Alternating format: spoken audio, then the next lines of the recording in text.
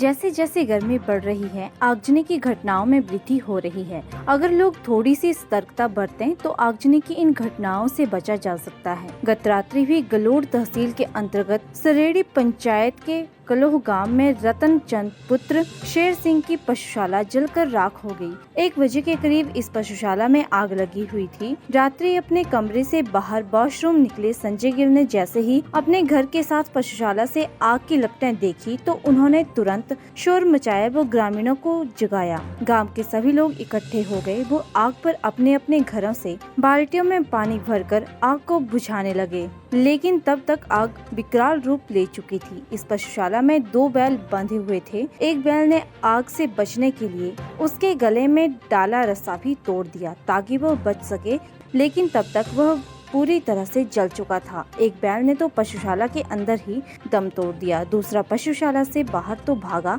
लेकिन वह भी पशुशाला के बाहर आकर गिर गया। रात को पिछली जो रात गुजरी है उसमें जो हुआ, मेरे भाई रतन चंद जी जिनका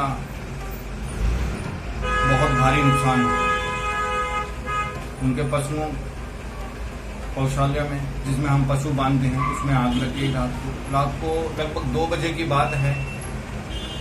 हम सब गहरी नींद में सोए हुए थे तो अचानक से आवाजें, पटाखों जैसी आवाजें आने लगी। हम लोग उठे क्योंकि मेरा घर नजदीक में ही है, जस्ट उसके बगल में ही है। तो मैंने उठ के बाहर जब देखा तो आग लगी हुई है जोरों से, और वो जो पशुओं का घर है उसमें चारों तरफ से आग लगी हुई थी। मैं उठा, फिर मेरी मिसेज उठे, फिर हमने मैं जोर जोर से चिल्लाया और मेरी मिसेज ने भाई रतन चंद जी को घर में जाके बोला कि उनके घर में आग लग गई है। बस तो अंदर उनकी भैंसें बांधी हुई थी, बैल बांधे हुए थे जो पूरी तरह से जल गए, जिनको हम बचा नहीं पाए।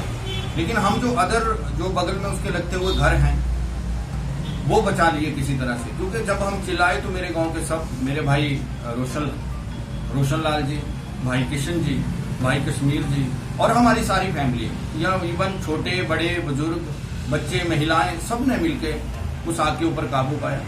और बड़ी देर, कम से कम आधा घंटा मेहनत, पौना घंटा मेहनत करने के बाद उसके ऊपर काबू पाया गया। लेकिन हम पशुओं को बचाने में नाकामयाब हैं, जिसमें 1 से 1.5 लाख रुपए का नुकसान हुआ है हमारे भाई का।